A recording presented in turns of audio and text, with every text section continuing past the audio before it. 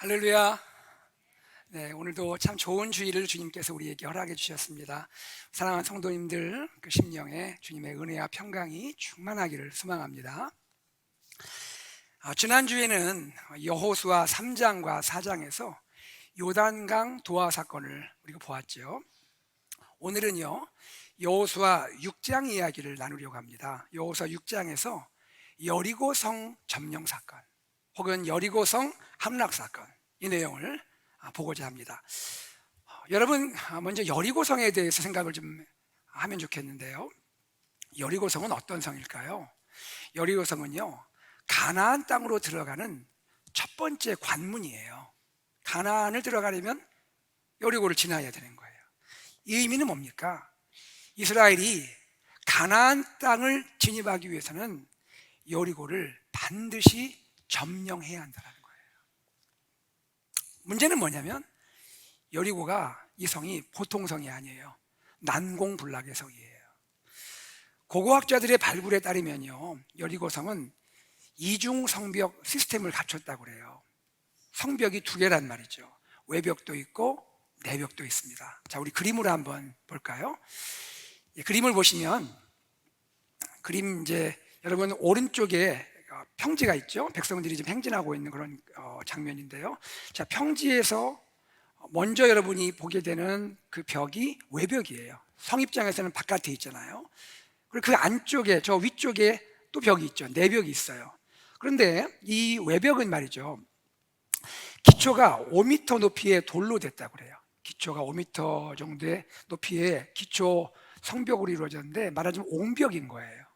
그리고 그 위에 폭이 한 2m, 높이가 한 7m 정도 되는 진흙 벽돌로 된 벽이 붉은색으로 이렇게 세워져 있는 것이죠. 그리고 말씀드린 그 안쪽에 있는 내벽을 보십시오. 내벽은 바깥의 외벽으로부터 비스듬히 경사가 져 있잖아요. 경사가 져서 일정한 공간이 주어졌는데, 그것을 제방이라 부를 수 있어요. 뚝 같은 역할이죠. 그 뚝의 안쪽에, 거기에 내벽이 세워지는데, 이것도 진흙벽돌로 세워지는 거예요. 그 내벽의 기초, 내벽의 이 바닥 높이만 지상으로부터 한 14m 정도 되지 않았을까 생각을 하게 되는 거죠. 자, 이것이 여리고 성의 모습인 거죠. 자, 더욱이 지금 여호수아 6장을 우리가 읽게 되면, 여호수아 6장에서 무엇을 보게 됩니까? 여리고의 성문이 굳게 닫혀 있어요. 소식을 들은 거죠. 이스라엘이 진격해 온다. 이스라엘이 지금 여기로 온다. 왕과 백성들이 성문을 그냥 꽁꽁 닫아버린 거예요. 출입이 아예 안 되게 닫아버린 거예요. 자, 여호수아 6장 1절입니다. 같이요. 이스라엘 자손들로 말미암아 여리고는 굳게 닫혔고 출입하는 자가 없더라. 이런 초롱성 같은 여리고성인데요, 이 여리고성이 하나님의 신기한 방법으로 무너지게 된 거예요. 여호수아 6장은 이스라엘이 경험한 이 특이하고 놀라운 승리에 대해서 우리에게 소개해주고 있는 거예요. 자, 오늘은 가스펠 프로젝트 3-4 여리고성이 무너지다, 여리고성이 무너지다라는 제목의 말씀을 나누고자 합니다. 이스라엘이 어떻게 여리고성을 무너뜨릴 수 있었을까? 이스라엘의 승리의 비결을 한번 생각해 보기 원하고요. 또 여리고성 점령 사건에서 깨닫게 되는 영적 의미들은 뭘까? 우리가 몇 가지를 좀 나눠보고자 합니다. 이 시간에도 말씀을 배우고 말씀을 깨닫고 말씀 안에 거하는 은혜가 우리 안에 있기를 소망합니다. 여러분, 이스라엘은 어떻게 여리고성을 함락시킬 수 있었을까요? 하나님이 여호수아를 통해 그 방법을 말씀해 주세요. 여기에서 이 하나님의 이 방법 가운데서 우리는요, 하나님의 기가 막힌 군사 전략을 볼 수가 있게 되는 거예요. 자, 여호수아 6장 3절에서 7절에 그 내용이 소개가 되는데, 제가 여러분에게 요약해서 말씀드릴게요. 자, 한번 들어보세요.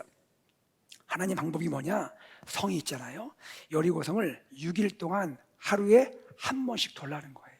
오늘 돌고, 내일 해가 뜨면 내일 또 돌고, 해가 뜨면 그 다음날 또 돌고,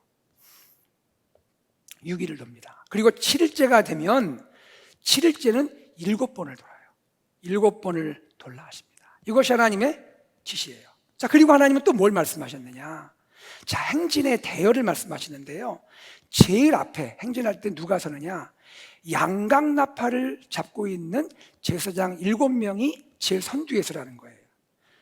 여러분, 양강나팔이 뭔지 아시죠? 그 순양이나 순염소 뿔이 길면서 이렇게 좀 동그랗게 됐잖아요. 그거를 잘라서 그거를 이제 나팔로 사용하는 거예요. 그 나팔이에요. 자, 이 제사장 7명이 나팔을 불면서 갑니다. 그리고 그 뒤에 언약궤가 따라가는 거예요. 자, 그 다음에 어떻게 될까요? 자, 그러면 이 대형을 보면, 자, 양강나팔을 불고 제사장 7명이 가죠. 그리고는 사실은 정확히 말하면 무장한 군사들이 가요. 그리고 이제 드디어 언약궤를 맨 제사장들이 갑니다. 마지막에 후군 백성들이 따라가는 그런 행렬인 거예요. 마지막 하나님의 지시입니다.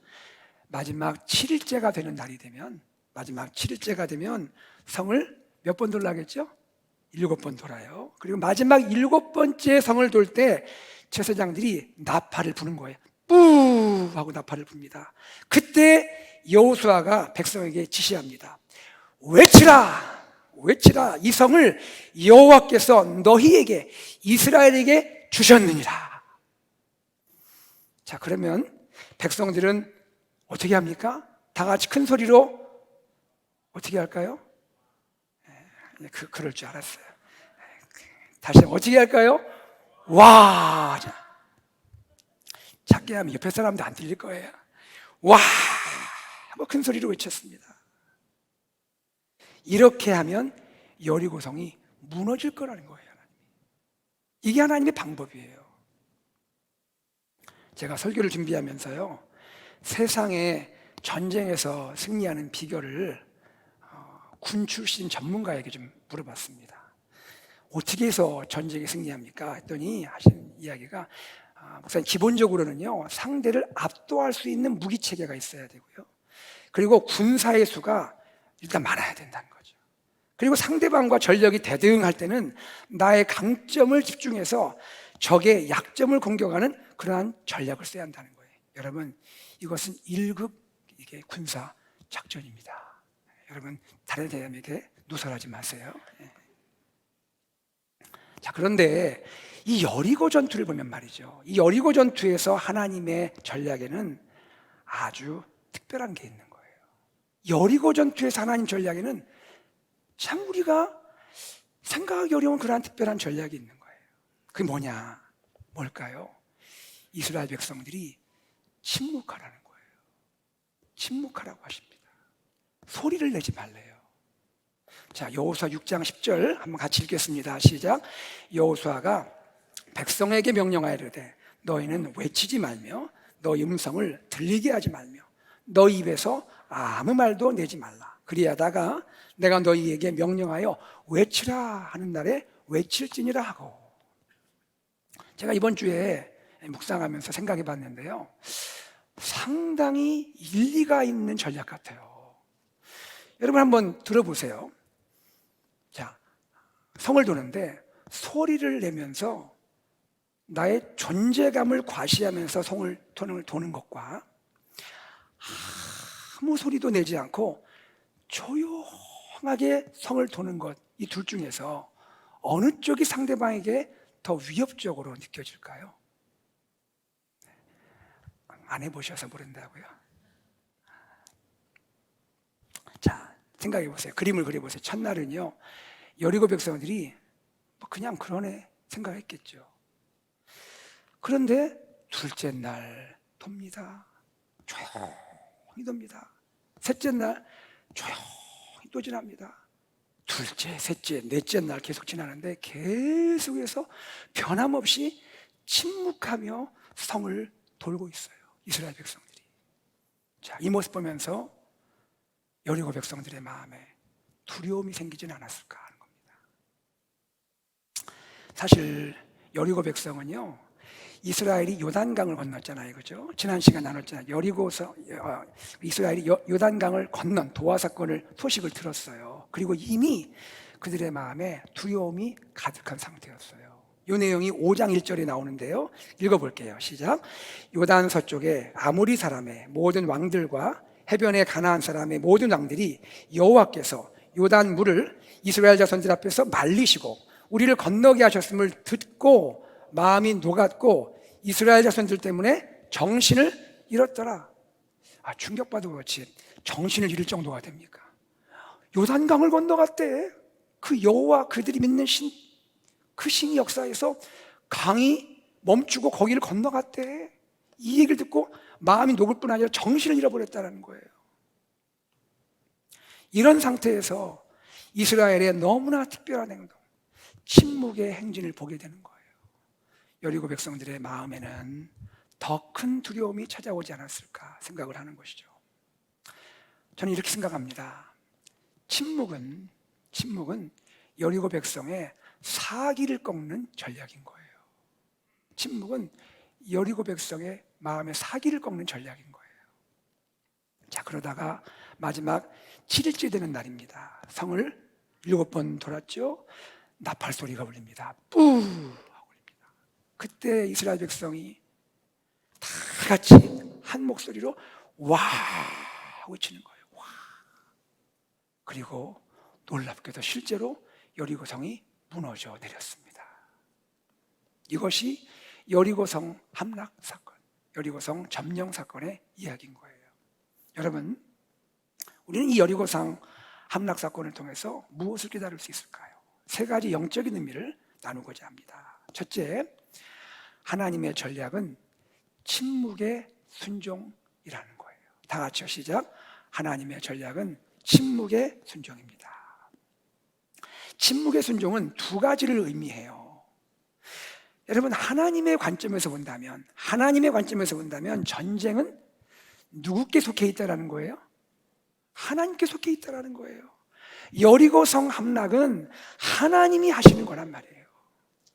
이스라엘이 자신들의 능력이나 지혜로 성을 함락시키는 것이 아니라는 거예요. 하나님께서 하나님의 능력과 하나님의 지혜로 싸우시는 전쟁이라는 거예요. 그리고 이 침묵의 순종은 이스라엘을 향해서도 의미가 있어요. 이스라엘 향해서도 의미가 있다고요. 무슨 이야기일까요? 전쟁에 참여하는 이스라엘의 입술이 정결하게 되어야 한다는 거예요. 다시요. 침묵의 순종은 어떤 의미가 있느냐? 이스라엘에게는 전쟁에 참여하는 이스라엘의 입술이 정결케 되어야 한다는 거예요. 자, 이스라엘 백성을 보십시오. 지금까지 광야 40년 시간을 지냈습니다. 40년 동안 이스라엘의 입술에는 불평과 원망으로 가득했죠. 그들의 입은 항상 불평이 있었고 원망이 있었죠. 하나님은 그것을 그치게 하고 계시는 거예요. 멈추기를 원하시는 거예요. 광야 생활을 마치고 이제 새로운 페이지가 열립니다. 약속의 땅 가나안에 들어가죠. 가나안의 첫 관문인 여리고성을 들어가게 되죠. 바로 이러한 중요한 인생의 페이지에 무엇보다 하나님 백성, 이스라엘 백성의 입술이 변화되기를 원하신다는 거예요. 이 점에서 이스라엘의 여리고 전투는요, 단지 여리고성을 군사적으로 함락하는 것이 아니에요. 그것만이 아니라 이스라엘 백성이 자신의 죄악과 싸우는 거예요. 자신들 안에 있는, 내면 안에 있는 죄악의 본성, 원망과 불평한 이 본성과 싸우는 전쟁이라는 거예요. 이스라엘 백성이 성을 돌면서 얼마나 말을 하고 싶었을까요? 그렇죠. 늘 말하기 좋아하는 이스라엘 백성인데 한 바퀴를 돕니다. 이래서 뭐가 되겠어? 그 다음 날 또 한 바퀴 돕니다. 이거 하나님이 지시한 거 맞아? 세 바퀴 돕니다. 여호수아가 잘 들은 거 봤대? 넷째 날입니다. 이거 제가 하는 얘기입니다. 넷째 날입니다. 그래, 성에 좀 금이 갔어? 그 다음 날 저쪽은 아무 변화가 없는 거예요. 이런 가운데 그냥 도는 거예요. 오늘도 돌고 내일도 돌고 침묵하면서 도는 거예요. 저는 이렇게 써봤어요. 광야 40년 동안 이스라엘 백성의 주특기가 있다면 뭘까? 그 주특기는 원망과 불평이다. 하지만 약속의 땅에 들어가면서는 원망과 불평의 사슬을 끊어야 한다는 거죠.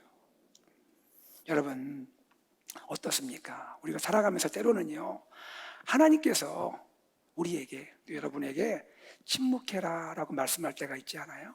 침묵해라. 심지어 내 앞에 여리고성 같은 큰 문제가 있는데 이 큰 문제 앞에서 하나님 뭘 하세요? 침묵해라 라고 말씀할 때가 있다는 거예요. 그럴 때 우리는 침묵해야 하는 거예요. 침묵해야 하는 거예요. 침묵의 순종으로 나갈 때 사람들이 볼 때는 말도 안 되는 전략 같고 말도 안 되는 그러한 방법 같지만, 우리가 하나님 앞에 침묵의 순종으로 나갈 때 하나님은요, 우리에게 상상할 수 없는 큰 승리를 주실 줄 믿습니다. 둘째입니다. 어떤 의미를 깨달을 수 있을까요? 하나님은 죄를 진멸하시는 거룩하신 하나님이세요. 다 같이 시작. 하나님은 죄를 진멸하는 거룩하신 하나님이십니다. 여리고성 점령은요, 이스라엘에게는 하나님 주시는 선물이에요. 그러나 가나안 백성에게는 죄에 대한 심판인 거예요. 자, 제가 여러분에게 한 가지 말씀을 드릴 테니까 잘 들어보세요. 가나안 전쟁의 성격에 대해서 우리가 바로 알 필요가 있어요. 가나안 전쟁은 어떤 전쟁이었다는 것이냐? 단지 나와 다른 민족이기 때문에, 저들이 이방인이기 때문에 가나안을 정복하고 점령하는 건가요? 여러분, 특별히 이 여리고 전투에서 보면 진멸하다라는 말이 나와요. 진멸하다. 이 말의 히브리어가 헤렘이란 말이에요. 헤렘. 이것은 완전히 없애라, 완전히 바쳐라 라는 의미예요. 말하자면 물리적으로는 완전히 없애는 걸 말하고요, 하나님께로 말하면 완전히 올려드리는 걸 말하는 거예요.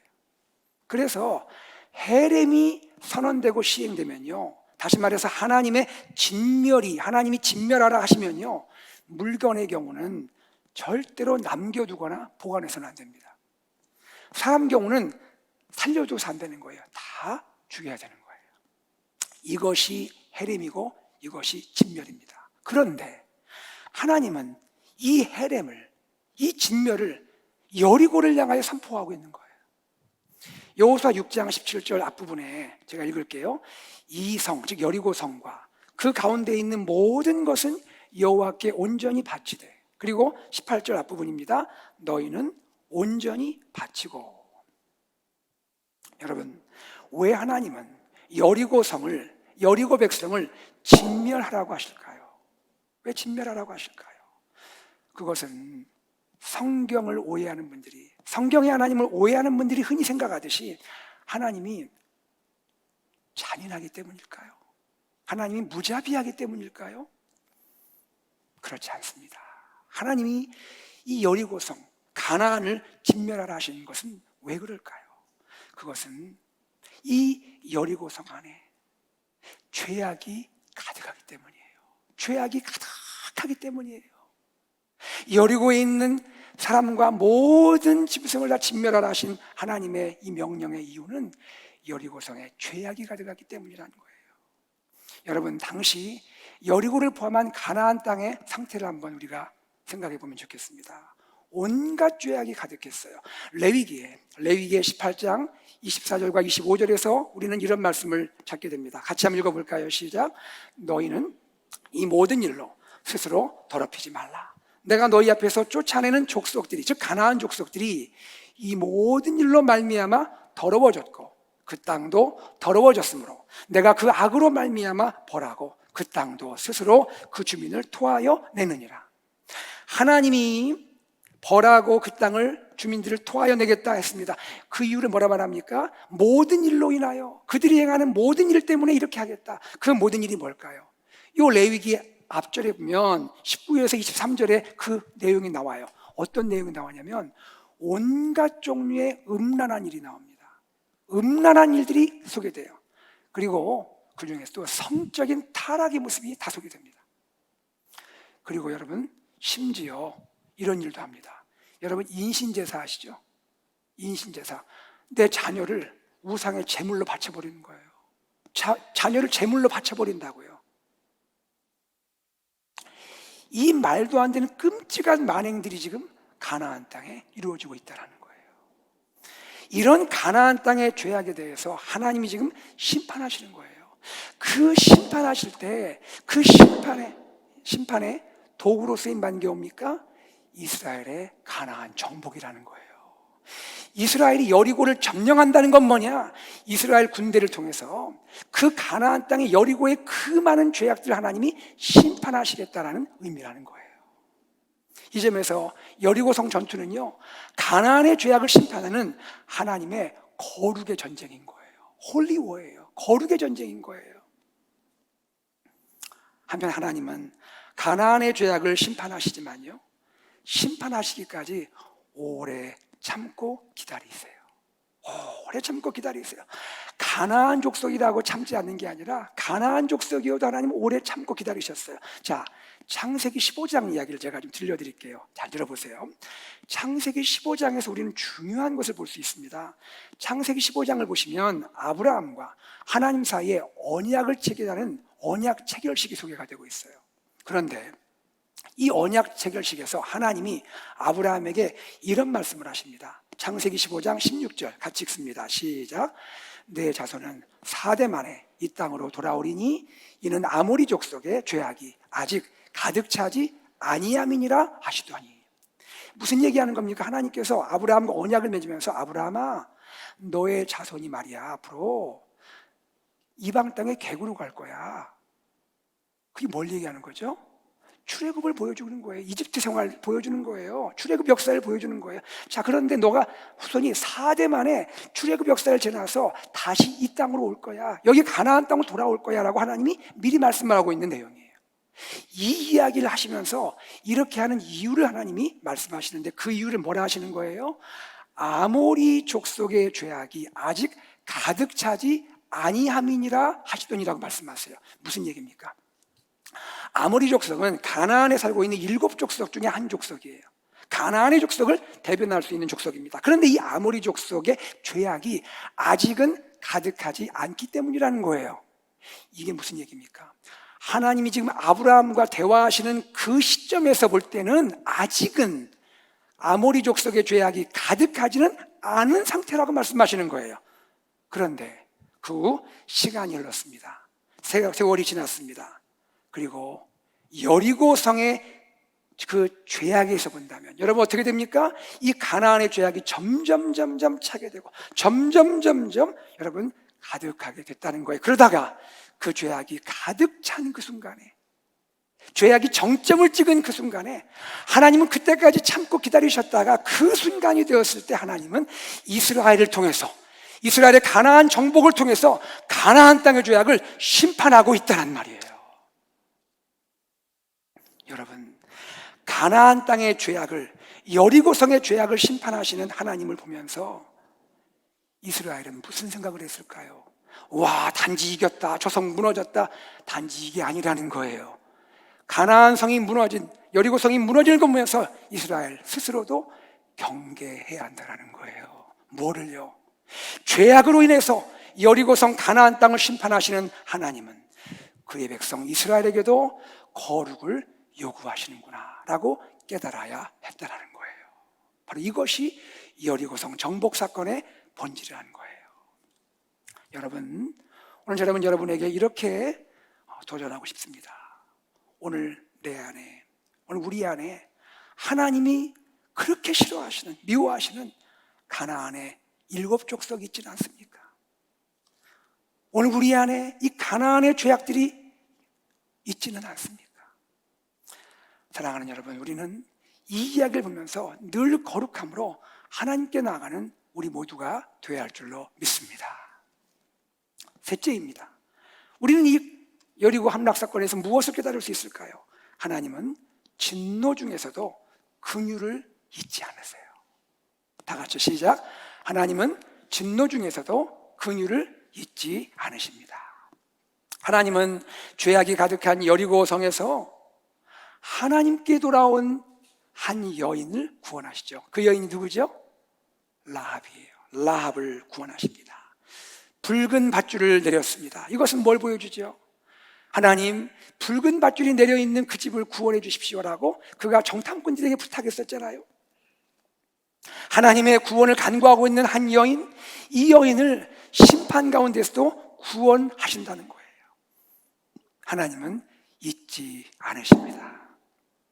하나님은 한 영혼을 귀히 여기시는 하나님이세요. 믿음으로 하나님께 나아가는 한 영혼을 구원하시는 하나님이 우리 하나님이신 줄 믿으시기를 바랍니다.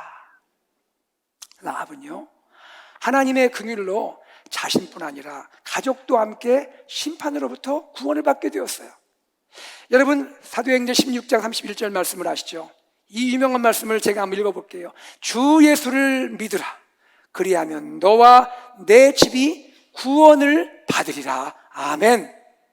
아멘입니까? 하나님의 긍휼을 입은 라합, 그녀의 인생은 완전히 변화됩니다. 그녀는 메시아 족보, 메시아의 계보에 그 이름을 올리게 되는 거예요. 마태복음 1장 예수님의 메시아 족보가 나오죠. 1장 5절에 이런 소개가 나와 있습니다. 다 같이 읽어보겠습니다. 살몬은 라합에게서 보아스를 낳고, 보아스는 루색에서 오벳을 낳고, 오벳은 이새를 낳고, 그 다음에 어떻게 될까요? 그리고 이새는 누구를 낳죠? 다윗 왕을 낳습니다. 그리고 마침내 다윗 왕의 손으로 누가 오십니까? 메시아 예수 그리스도가 세상에 오시게 되는 것이죠. 사랑하는 여러분, 라합의 이름 떠올리면 항상 그 이름 앞에 따라붙는 수식어가 있죠. 뭡니까? 여러분, 작게 얘기하셨어요. 기생이라고 하셨죠. 기생이라는 수식어가 따라붙었죠. 그런데 예수님의 족보를 보십시오. 예수님의 족보를 보면 더 이상 기생이라는 수식어는 나타나지 않습니다. 사라져버렸습니다. 라합은 더 이상 기생이 아닙니다. 믿음의 여인으로 우리에게 기억되고 있는 것입니다. 이처럼 하나님의 긍휼은요, 죄악에서 돌이키는 한 영혼을 구원하시고 그의 인생을 새롭게 변화시켜 주십니다. 이 하나님의 긍휼하심이 오늘 저와 여러분을 구원하셨습니다. 우리를 구원하셨어요. 그리고 우리를 하나님의 자녀로 새 삶을 살도록 축복하신 줄로 믿습니다. 사랑하는 여러분, 오늘 말씀 가운데 예수님의 사랑이 떠오르지 않습니까? 주님의 십자가가 떠오르지 않습니까? 주님의 십자가로 인해서 라합과 같은 내가, 나의 인생이 아름다운 인생의 스토리로 바뀌게 된 것입니다.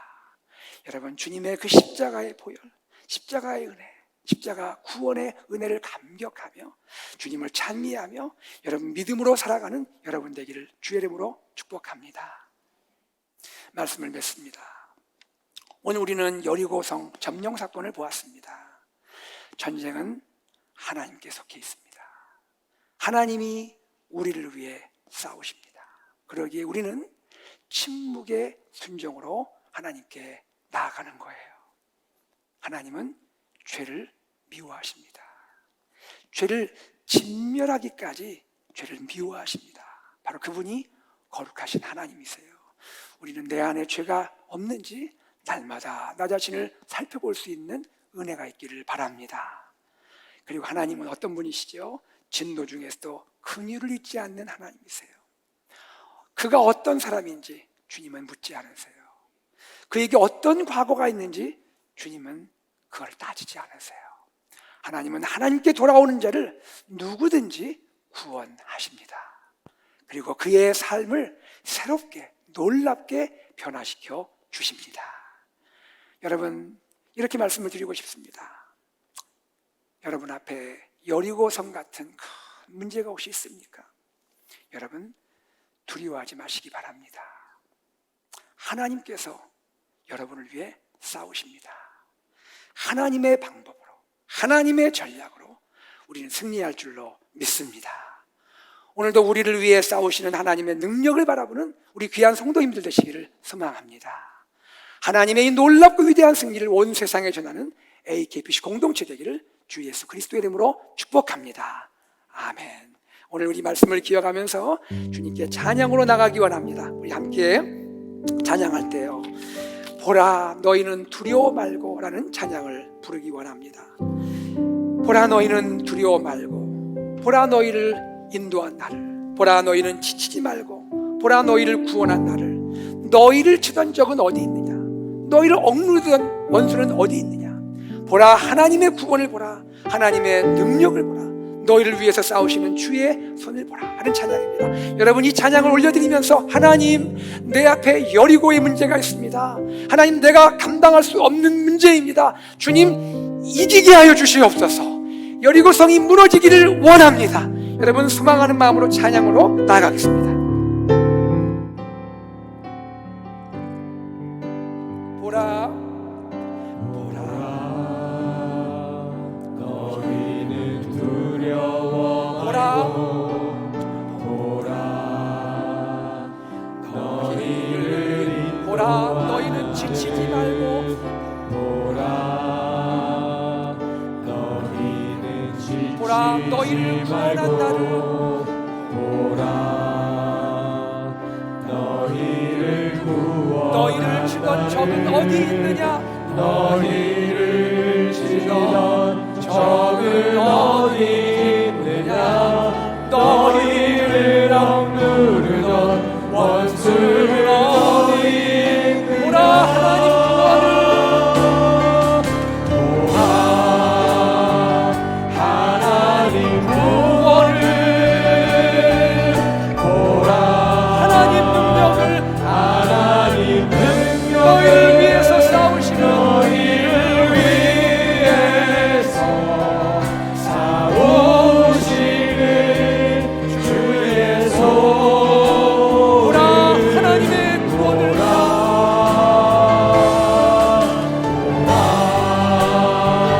하나님 구원을,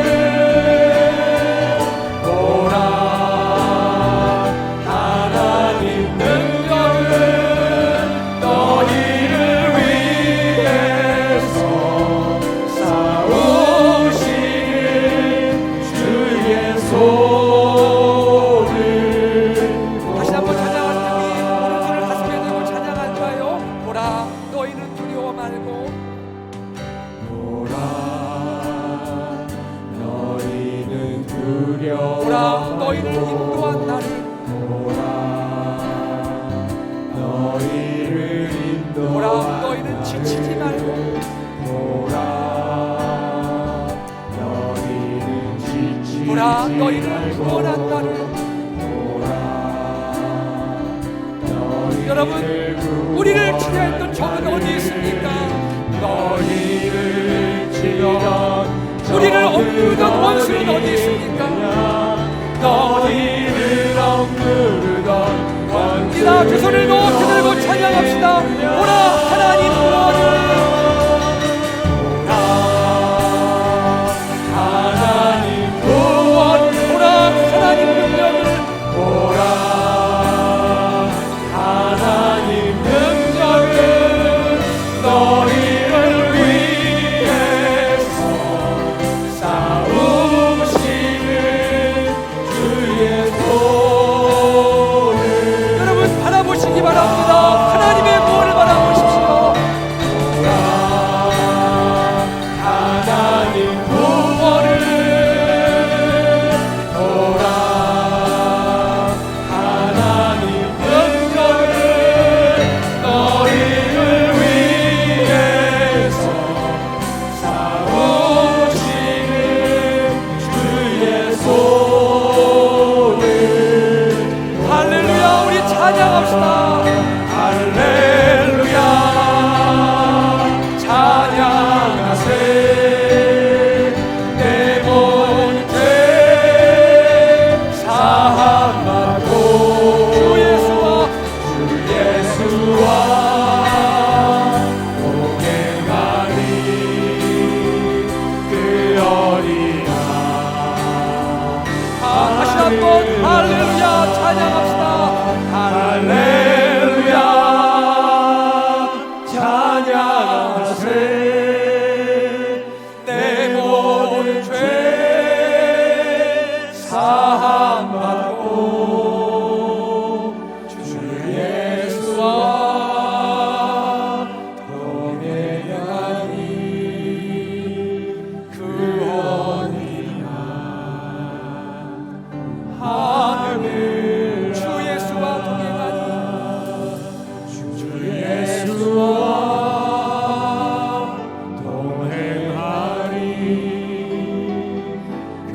이루어리라 하늘나라.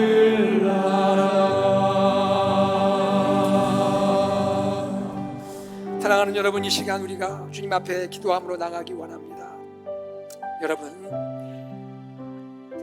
여러분 앞에 여리고처럼 견고한 성이 문제가 있지는 않습니까? 내 방법, 내 지혜, 내 능력으로 감당하기 어려운 여리고가 있지 않습니까? 여러분 두려워하지 마세요. 지쳐하지 마세요. 하나님이 우리를 위해 싸우십니다. 하나님께서 무너뜨리실 겁니다. 하나님을 믿는 우리는 신묵의 순종으로 나아가고요, 우리 안에 내면에 죄악이 있는지 돌아보고 죄악을 멀리하고요, 쫓아내고요, 그리고 이 하나님의 놀라운 긍휼하심을 입고 그 긍휼하심을 우리 이웃들에게 증거하기를 원합니다. 하나님 아버지, 이 시간 내 마음에 믿음을 허락하여 주시옵소서. 여리고 앞에 진경하며 이기게 하여 주시옵소서. 다 함께 합심하여 기도하겠습니다. 하나님 아버지, 주님께 감사를 드립니다. 고맙습니다. 하나님 아버지, 우리 앞에 하나님 우리가 감당할 수 없는 우리 힘과 우리의 능력과 지혜로 이길 수 없는 여리고가 우리 앞에 하나님이여 있습니다. 하나님 아버지, 우리가 하나님 이 가운데 주님을 의지하고 믿음으로 나아가기 원합니다. 아버지 하나님, 우리를 도와주시옵소서. 하나님이 행하시는 줄로 믿습니다. 아버지 하나님, 여리고가 무너지리라 약속하셨사오니 하나님 말씀대로 신묵의 순종으로 나아갑니다. 하나님 일하여 주시옵소서. 하나님 일하여 주시옵소서. 역사하여 주시옵소서. 하나님 우리의 능력, 우리의 지혜가 아닌 하나님의 능력과 지혜로 나아갑니다. 하나님 여리고를 무너뜨려 주시옵소서. 하나님 아버지, 우리 가운데 하나님이여 항상 하나님 아버지 우리 자신을 돌아보며 거룩한 삶으로 나아가게 도와주시고, 하나님의 이 긍휼하신 십자가의 놀라운 사랑, 이 은혜를 우리 이웃과 많은 영혼들에게 전할 수 있는 하나님 우리가 되기를 간절히 원합니다. 하나님 우리 안에 역사하여 주시옵소서. 함께하여 주시옵소서. 하나님 아버지, 여리고 앞에서 우리는 때로 두렵고 지칠 때가 있지만 하나님이 하실 줄 믿습니다. 하나님 견고한 성이지만 무너질 줄로 믿습니다. 주님을 신뢰하기에 침묵의 순종으로 나가기 원하고 나의 내면을 돌아보며 거룩을 하나님 갖기를 원합니다. 하나님 우리 주님의 이 무궁하신 긍휼을 하나님 나누며 증거하도록 역사하여 주시옵소서. 감사드리며 주 예수 그리스도 이름으로 기도드리옵나이다.